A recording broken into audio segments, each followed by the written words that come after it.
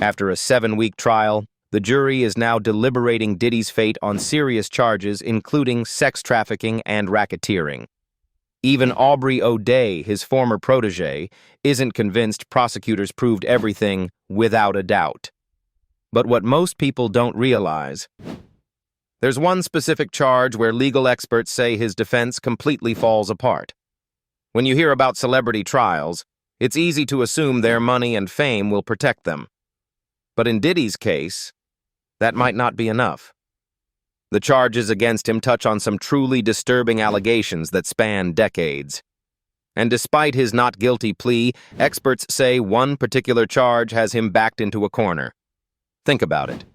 When was the last time you saw someone so powerful facing such serious consequences?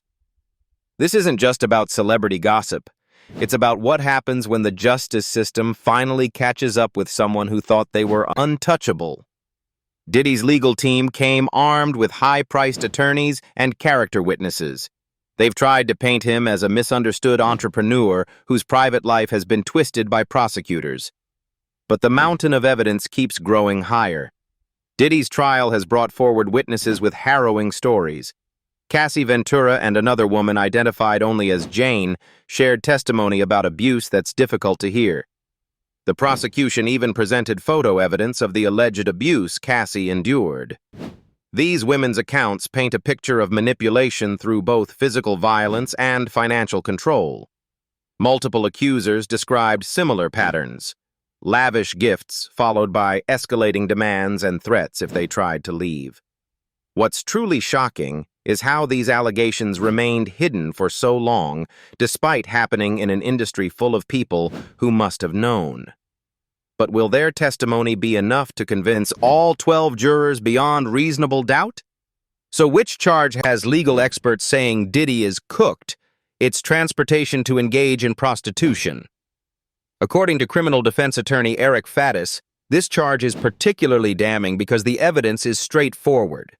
Sex workers testified clearly about why they were transported across state lines, specifically for sex.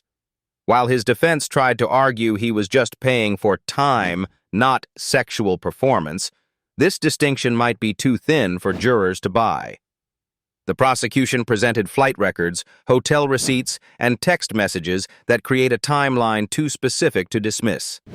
Sometimes the simplest charge becomes the most dangerous. Just ask Al Capone about tax evasion. As deliberations continue, we're witnessing the potential collapse of a music empire built over decades.